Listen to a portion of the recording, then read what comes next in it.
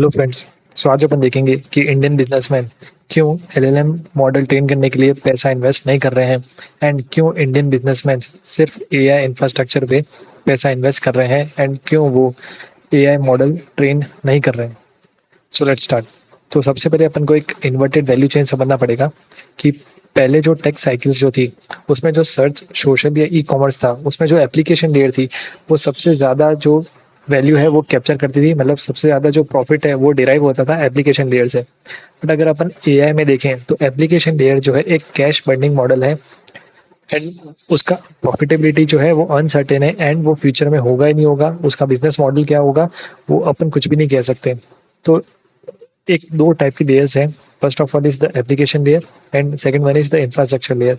जो पहले के जो टेक साइकिल्स हैं उसमें जो एप्लीकेशन लेयर है वो प्रॉफिटेबिलिटी दिलाती थी, पर अब एआई में क्या हो रहा है, जो एप्लीकेशन लेयर है वो प्रॉफिटेबिलिटी नहीं दिला रही है, वो सिर्फ कैश बन कर रही है। एंड जो रियल जो प्रॉफिट कमा रहा है वो है इंफ्रास्ट्रक्चर लेयर, यानी जो एआई सर्वर्स है, एआई इंफ्रास्ट्रक्चर है, वो सबसे ज़्यादा पैसा कमा रहा है। या फिर अपन कह सकते हैं एनवीडिया का जो जीपीयू चिप्स है वो सबसे ज़्यादा पैसा कमा रही है एनवीडिया।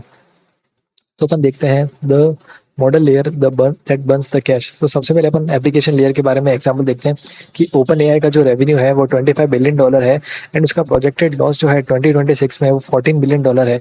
तो सिर्फ वो लॉस ही कर रही है एंड उसके सिर्फ 5.5% पेइंग यूजर्स है ऑफ, जिसमें 900 monthly weekly chat GPT users है, तो उसमें से सिर्फ 5.5% ही पे कर रहे हैं।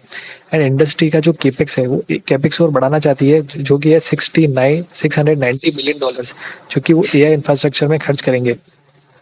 तो अपन देखते हैं द इंफ्रास्ट्रक्चर लेयर जो असली पैसा कमा रहा है।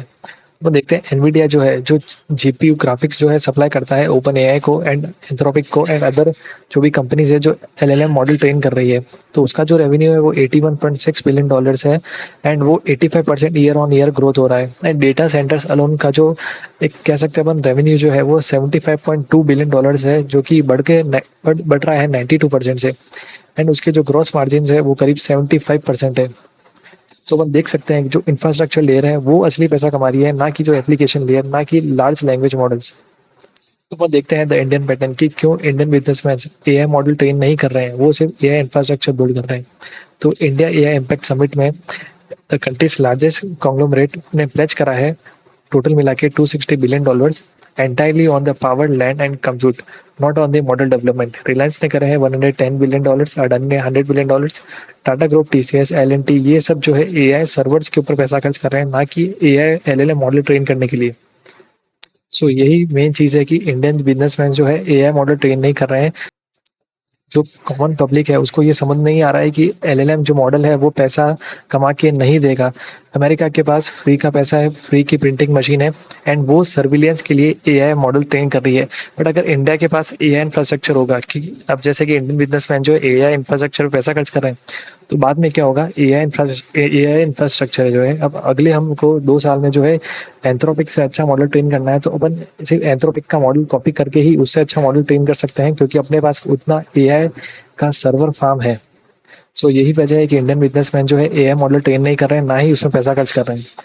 So thank you and like and subscribe आप जरूर कीजिए।